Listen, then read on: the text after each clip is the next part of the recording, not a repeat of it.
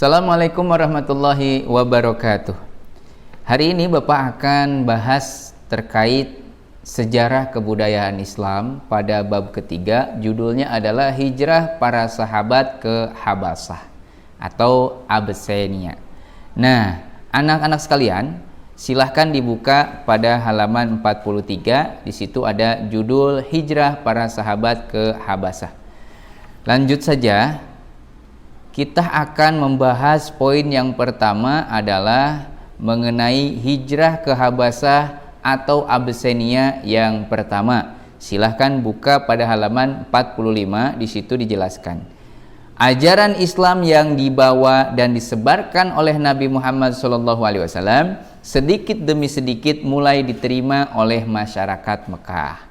Pribadi Nabi Muhammad SAW yang penyabar, ulet, pemaaf, bijaksana, lemah lembut, serta penuh dengan kasih sayang terhadap semua orang, menjadikan agama Islam itu mudah diterima di kalangan bangsa Arab. Lain halnya bagi kaum kafir Quraisy yang ada di Mekah. Ajaran yang dibawa dan disampaikan Nabi Muhammad SAW itu merupakan ancaman terhadap kepercayaannya yang selama ini telah dianutnya dan diyakininya. Kaum Quraisy mempunyai kepercayaan menjadikan patung-patung atau berhala sebagai Tuhan dan sesembahan mereka. Mereka anggap patung itu sebagai patung yang suci. Oleh karena itu, dengan melihat pengikut Nabi Muhammad SAW yang semakin hari semakin bertambah banyak jumlahnya, maka kaum Quraisy semakin meningkatkan ancaman dan penganiayaan terhadap kaum muslimin. Anak-anak sekalian, kita lanjut pada halaman 46. Sangat berat penderitaan yang dialami oleh kaum muslimin dalam menghadapi perlakuan oleh orang-orang Quraisy.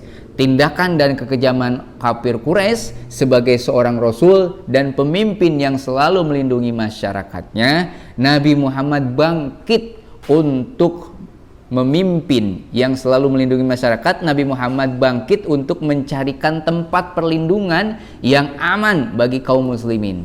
Maka dipilihlah negeri Abyssinia atau Ethiopia, atau yang kenal kita sebagai negeri Habasah, sebagai tempat tinggal ya kaum muslimin.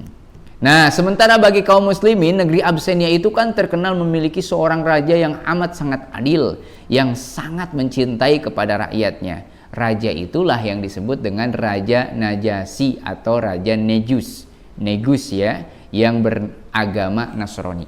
Dia agamanya Nasrani, tapi dia sangat cinta kepada rakyatnya dan sangat adil sebagai pemimpinnya.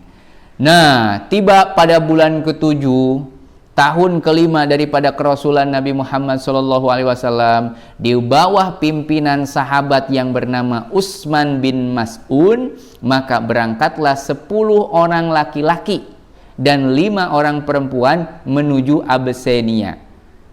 Kedatangan kaum muslimin itu ternyata disambut dengan sangat baik oleh Raja Najasyi tersebut. Mengetahui kaum muslimin hijrah ke negeri Abyssinia, maka kaum kafir Quraisy mengirimkan surat kepada Raja Najasyi agar kaum muslimin diusir saja dari Abyssinia. Raja Najasyi menolak dan meminta kepada utusan kafir Quraisy agar kembali lagi ke Mekah. Sedangkan kepada kaum muslimin justru Raja Najasyi memperkenankan untuk menetap di negeri Abyssinia. Sungguh luar biasa. Ya, ini raja yang patut dicontoh. Mudah-mudahan bila mana nanti kita ke depan ditakdirkan menjadi seorang pemimpin, seorang raja, harus kita seperti Raja Najasyi, bagus dalam kepemimpinannya, adil dan cinta kepada rakyatnya, membela kepada kebenaran daripada perbuatan yang jahat. Anak-anak sekalian, sepertinya kita harus lanjutkan hijrah ke Habasah atau Abyssinia yang kedua. Nah, setelahnya hijrah yang pertama, maka dilanjut dengan hijrah yang kedua masih di tempat yang sama, yaitu ke Abyssinia atau ke Habasah. Setelah 2 bulan kaum muslimin hijrah dan tinggal di Abyssinia, ada rasa rindu untuk berkumpul bersama seluruh anak keluarga. Maka kembalilah kaum muslimin ke Mekah. Orang-orang Quraisy tidak senang melihat kedatangan mereka. Apalagi selama 2 bulan kaum muslimin itu tinggal di Abyssinia. Ajaran Nabi Muhammad SAW tambah berkembang di Mekah. Ancaman, tekanan, dan penyiksaan kembali diperlihatkan oleh kafir Quraisy kepada siapa itu? Kepada seluruh kaum muslimin. Maka penduduk Mekah yang ketahuan telah memeluk Islam diancam bahkan disiksa. Walaupun sering mendapatkan ancaman dan siksaan, ternyata keteguhan dan keikhlasan kaum muslimin untuk mempertahankan dan membela agama Allah Subhanahu wa taala tidak pernah pudar. Subhanallah. Nah, anak-anak sekalian, untuk yang kedua kalinya Nabi menganjurkan kepada para sahabat untuk hijrah kembali ke Abyssinia. Maka berangkatlah rombongan kaum muslimin yang berjumlah 101.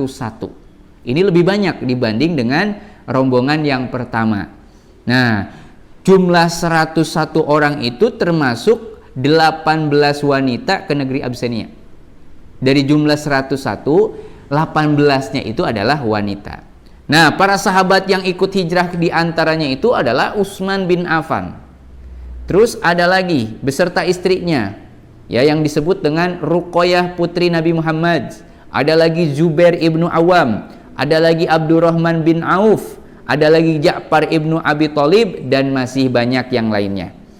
Sesampainya di negeri Abyssinia, Ja'far ibnu Abi Thalib itu menerangkan maksud kedatangan mereka, sampaikan kepada rajanya sampai detail, sampai dipahami oleh raja. Nah, kekejaman orang-orang kafir Quraisy dan ajaran Nabi Muhammad SAW yang mereka percayai, maka Raja Najasyi memahami keadaan mereka dan sangat simpati terhadap ajaran Islam.